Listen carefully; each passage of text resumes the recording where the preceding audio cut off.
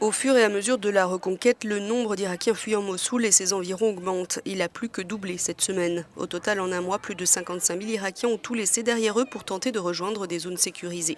Les djihadistes de Daesh contrôlent Mossoul depuis 2014 et ceux qui fuient la ville ont craint de finir décapités ou torturés, comme ce fut le cas d'Ahmed, qui a finalement réussi après plusieurs tentatives. J'avais déjà essayé de fuir Mossoul. J'ai rejoint Al-Qaïra où j'ai été capturé.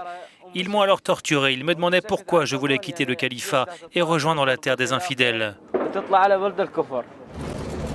Afin de faire face à l'avancée de l'armée irakienne et de ses alliés, les djihadistes ont recours à différentes tactiques. Tunnels, voitures piégées, boucliers humains, mais qu'ont mis en place les autorités irakiennes pour venir au secours des civils.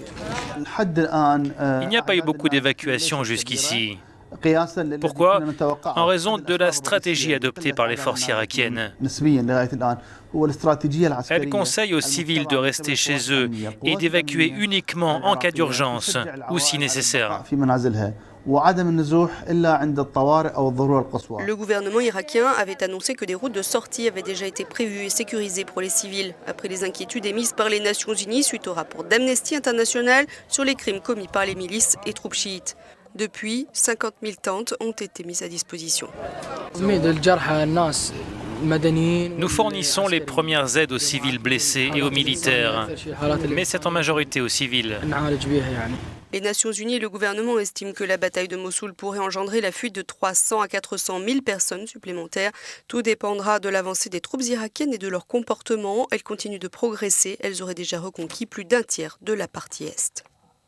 La partie ouest est plus peuplée que la partie est, et avec l'avancement des opérations militaires, le nombre des évacués va augmenter. Les organisations humanitaires craignent pour leur part que la bataille de Mossoul n'entraîne un déplacement massif de plus d'1 million de civils irakiens, car cette offensive promet d'être de longue haleine face à des djihadistes qui résisteront à tout prix.